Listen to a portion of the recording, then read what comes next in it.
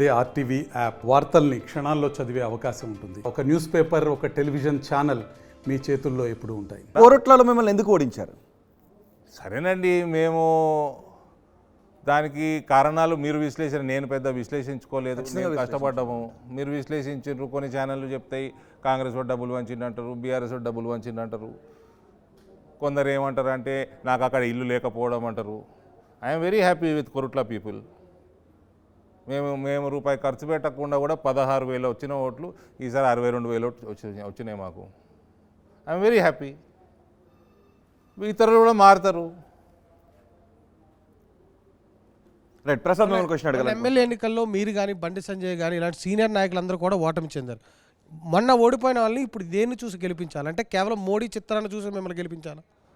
అది ప్రజలు నిర్ణయిస్తారండి. అది ప్రజలు నిర్ణయిస్తారు. కానీ పార్లమెంట్ ఎన్నికలకు పారాచూట్ లీడర్స్ పైన ఎక్కువగా ఆధారపడ్డారు అని అంటున్నారు. ఎక్కువ మంది బయట నుంచి వేరే పార్టీల నుంచి తెచ్చుకున్న లీడర్స్కు టికెట్లు ఇచ్చారు ఈ లోక్సభ ఎన్నికల్లో. కాంగ్రెస్ పార్టీయా, బీజేపీయా, బీఆర్ఎస్? బీజేపీ. వేరేవా పార్టీలు? కాంగ్రెస్ లో వేరే పార్టీలను చూసి మీరు వాటి వెనక నడరు. మీకంటే ఒక సిద్ధాంతం ఉంది, మీకు ఒక చరిష్మా ఉంది.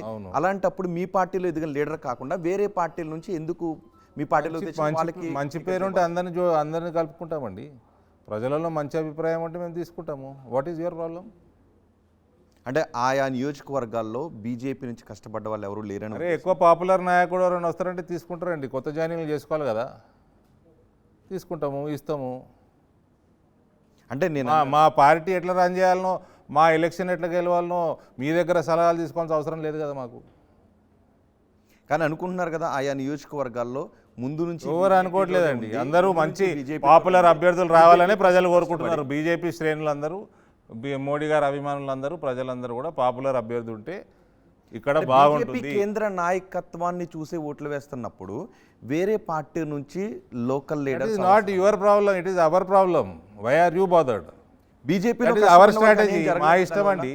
ధర్మపురి అరవింద్ గారు, దానివల్ల బీజేపీలో తొలి నుంచి కష్టపడిన వాళ్ళకి అన్యాయం జరగలేదు. మీ బీఆర్ఎస్, మీ కేసీఆర్ క్యాబినెట్లో ఎవరెవరు ఉండే? టీఆర్ఎస్లో పుట్టి పెరిగి లాలన చేసి పెంచుండా కేసీఆర్? అందుకే కదా ఆ పార్టీని మీరు విమర్శిస్తూ వచ్చారు. అంటే ఎదుట పార్టీని చూసి మీరు వాళ్ళు అవలంబిస్తున్న విధానాలను కాదు కదా. ఇప్పుడు మీరు ప్రశ్నలు బాగా అడుగుతున్నారు. రేపు పక్క ఛానల్ కూడా తీసుకుంటాడు మిమ్మల్ని. పోరా పోను అబ్బా, వేరే ఇంతకుముందు ఏ ఛానల్ ఉన్నారు, ఇల్లు ఎందుకు వచ్చారు? ఇది కొత్త ఛానలే కదా. ఇంతకుముందు నేను రవిప్రకాష్ గారి దగ్గర చేశాను, ఇప్పుడు అక్కడ చేస్తున్నాను. అది మరి రవిప్రకాష్ పేరు చెప్తారు కదా, ఆయన ఒక బ్రాండు మీడియాలో. నరేంద్ర మోడీ ప్రపంచవ్యాప్తంగా బ్రాండు. చెప్పుకుంటే మీకేంది ప్రాబ్లం? నేను అన్నది అదే, లోకల్గా స్థానికంగా టికెట్ ఆశించిన నేతలు కాకుండా పారాచూట్ నేతలు. అరే సార్, పాపులారిటీ ఎవరికి ఎక్కువ ఉంటుందో winnowing is criteria. What is your problem? అది రవిప్రకాష్ తెచ్చుకున్నదా మిమ్మల్ని? మేము ఎప్పుడు ఆయనతోనే ఉన్నాం. అరవింద్ గారు, సైదిరెడ్డి ఆయననే లేకుండే మీడియాలో మీరు ఎట్టుంటారు ఆయనతోటి? సైదిరెడ్డికి ఏ క్రైటీరియాతో ఇచ్చారు? అతను మీ మాజీ అధ్యక్షుడు బండి సంజయ్. నేను ఇవ్వలేదండి టికెట్స్. ఐఎమ్ టెలింగ్ అలా పాలసీ మాట్లాడుతున్నాను. మీ పాలసీ. నేను నల్గొండలో నేను సర్వే చేసుకోలేదు, సైదిరెడ్డి గారితో నేను మాట్లాడలేదు. పార్టీ నిర్ణయం.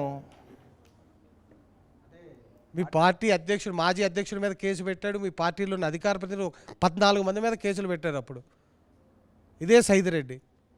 మీరు పార్టీ ప్రెసిడెంట్ అడగాల, పార్టీని అడగాల. How can Nizamabad MP answer that? Policy wise అంటే మాట్లాడతాం, కానీ మీరు కేవలం నిజామాబాద్ ఎంపీగా మాత్రమే కాదు, రాష్ట్రంలో బీజేపీ రాజకీయాలను ప్రభావితం చేసే వ్యక్తిగా ఉన్నారు. కాబట్టి ప్రభావితం చేయడం వేరు, నిర్ణయాలు చేయడం వేరు. ప్రభావితం చేయడం వేరు. నరేంద్ర మోడీ అమెరికాలో కూడా ప్రభావితం చేస్తున్నాడు. అది టికెట్లు ఇస్తాడా?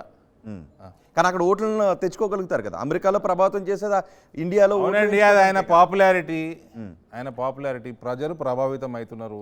ఇండియన్సే కాదండి అక్కడ ఉన్నది, ఎన్ఆర్ఐలే కాదు, అమెరికన్స్ కూడా ప్రభావితం అవుతున్నారు, జర్మన్స్ కూడా ప్రభావితం అవుతున్నారు. నరేంద్ర మోడీ గారి వల్ల సనాతన ధర్మానికి కూడా ప్రభావితం అవుతున్నారు. ఆయన ప్రభావము, ఇటువంటి నాయకులు నా భూతో భవిష్యత్. మరి ఇంత ప్రభావం ఉన్న నాయకుడు తెలంగాణలో ఎందుకు అధికారంలోకి తేవలేకపోయారు బీజేపీని? స్టేట్ ఎలక్షన్లలో నరేంద్ర మోడీ ఇక్కడ ముఖ్యమంత్రి గారు కదండి. ఇక్కడ సభల్లో పాల్గొన్నారు కదా, ప్రచారం చేశారు కదా. చేస్తారండి. ఓట్లు పెరిగినాయి కదా.